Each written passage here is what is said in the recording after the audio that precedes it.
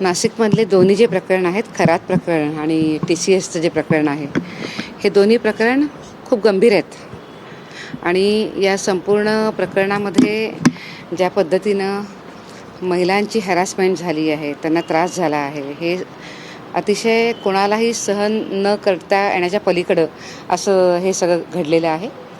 आज नाशिकमध्ये माझं येणं झालं होतं, तर पोलीस कमिशनर आणि त्यांच्या टीमसोबत TCS प्रकरणामध्ये मी माहिती घेतलेली आहे, चर्चा केलेली आहे आणि मला असं वाटतं की पोलिसांचं या संपूर्ण प्रकरणामध्ये काम चालू आहे, तर त्यांना थोडंसं त्याला अजून वेळ दिला पाहिजे त्यांचं काम पूर्ण करायला. अर्थात राष्ट्रीय महिला आयोगाने या विषयामध्ये एक फॅक्ट फाइंडिंग कमिटी पण नेमली होती आणि मधल्या काळामध्ये ती फॅक्ट फाइंडिंग कमिटी 2 दिवस इथं होती. तिचा जो प्रिलिमिनरी रिपोर्ट आहे तो आता कालच आमच्याकडे कमिशनमध्ये आला आहे, पण अर्थातच मी आता कमिशनमध्ये नाही आहे, मी इथं आलेले आहे. तर येणाऱ्या 2-3 दिवसामध्ये आम्ही तो बघून तो योग्य ज्या व्यवस्था आहेत, यंत्रणा आहेत, त्यांच्यापर्यंत आम्ही सोपवू. माननीय मुख्यमंत्री आणि बाकी अन्य ज्या व्यवस्था आहेत त्यांच्याकडे आम्ही तो येणाऱ्या 2-3 दिवसामध्ये आम्ही सोपवू. मॅडम, हे प्रकरण गंभीर आहेच, मात्र पुण्यामधलं देखील एक प्रकरण जे समोर आलेलं होतं, मुलीवर खरं तर तो अत्याचार झालेला होता. राज्यभर संतापाची लाट आहे. त्या प्रकरणामध्ये नेमकं काय आपल्या माध्यमातून सुचवत आहे? हा प्रकार तो इतका संतापजनक आहे की इतकी छोटीशी मुलगी जिनं अजून जग बघितलं नाही, काही नाही, त्या मुलीवर ही वेळ येते. हे फारच दुर्दैवाची गोष्ट आहे, संतापजनक पण आहे. पण या विषयामध्ये आता पोलीस तपास पण चालू आहे. या संपूर्ण विषयामध्ये माननीय मुख्यमंत्र्यांनी पण दखल घेतलेली आहे आणि त्यांनी आश्वस्त केलं आहे की फास्ट ट्रॅक कोर्टामध्ये हे प्रकरण चालेल आणि त्या चिमुकलीला आपण नक्कीच न्याय देऊ. या प्रकरणामध्ये राष्ट्रीय महिला आयोगानं सुद्धा लक्ष घातलं होतं. आम्ही राष्ट्रीय बाल आयोगाला त्वरित लिहिलेलं होतं की राष्ट्रीय बाल आयोगानं या संपूर्ण कामकाजाकडे लक्ष ठेवलं पाहिजे. फास्ट ट्रॅक कोर्टामध्ये ही केस गेली पाहिजे आणि आरोपीला फाशीच व्हावी अशा पद्धतीनं संपूर्णपणे काम झालं पाहिजे, असं आम्ही आग्रहानं त्यांना पण लिहिलं होतं.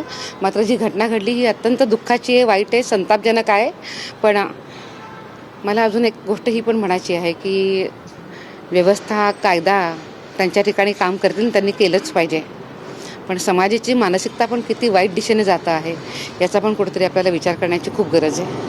त्या प्रकरणातील आरोपींना पॅरोल थांबवण्यासाठी महिला आयोगाच्या वतीने काही भूमिका नक्कीच याच्यामध्ये भूमिका घ्यावीच लागेल, कारण ज्यांना अशी आधी हिस्ट्री आहे, अशा पद्धतीनं वाईट वागलेले आहेत, अशा लोकांना आता पॅरोलवर जर सोडलं तर याच्यामधले अनेक हे पण जाणवतं आहे की खूप लोकांची आधी हिस्ट्री होती आणि त्यांनी पुन्हा अशाच वाईट पद्धतीने ते वागलेले आहेत. त्यामुळे आता अशा लोकांना पॅरोल मिळू नये असं तर व्यक्तिगतरित्या मलाही वाटतं.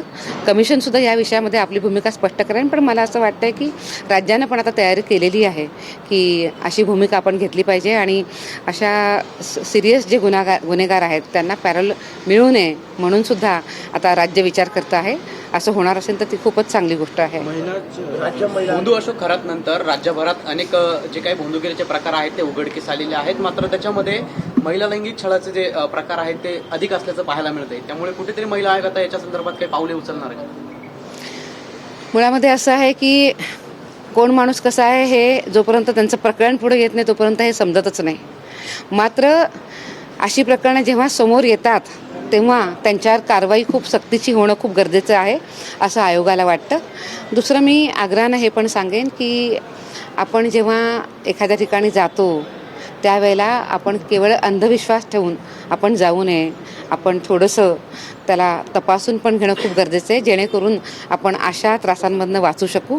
हा सुद्धा एक विचार करणं गरजेचं आहे. आधीचे जे महिला आयोगाच्या अध्यक्षा रुपाली चाकणकर या सगळ्या प्रकरणामध्ये, ज्या खराच प्रकरणामध्ये ते पण त्यांचं कुटुंब पण अडकलेलं आहे, तर याची चौकशी होणार आहे का? रुपाली चाकणकरांची चौकशी. मी एकच गोष्ट म्हणेन की या संपूर्ण विषयामध्ये ज्यांची चौकशी करणं आवश्यक आहे त्या सगळ्यांची चौकशी पोलीस करेलच.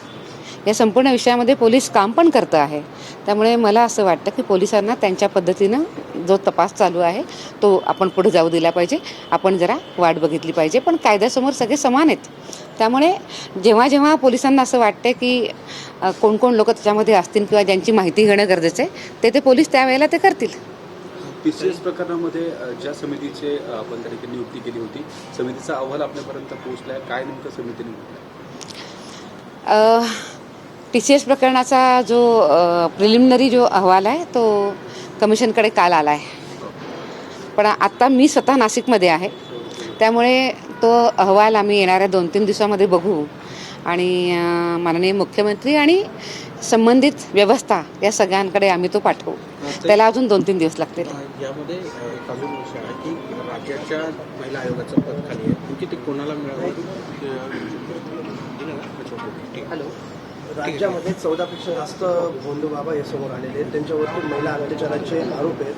तर त्या संदर्भात आपण काही महाराष्ट्रात जिथं जिथं महिलांना त्रास दिला गेला आहे, जिथे जिथं महिलांची हॅरासमेंट, सेक्शुअल हॅरासमेंट झाली आहे, त्या सगळ्या ठिकाणी ते कोणी का असेना अशा लोकांवर कारवाई झाली पाहिजे हे आयोगाचं मत आहे. आणि नाशिक प्रकरणामध्ये पोलीस कमिशनरांना पण मी ते सांगितलेलं आहे. राज्यामध्ये सुद्धा किंवा इथंच नव्हे, जिथं कुठं महिलांना त्रास देणारे एलिमेंट्स असतील त्या सगळ्यांना आपण गुन्हे दाखल झाले पाहिजेत असं आम्हाला वाटतं आणि आम्ही आग्रहानं ते वेळोवेळी सांगितलेलं आहे. धन्यवाद. थँक्यू.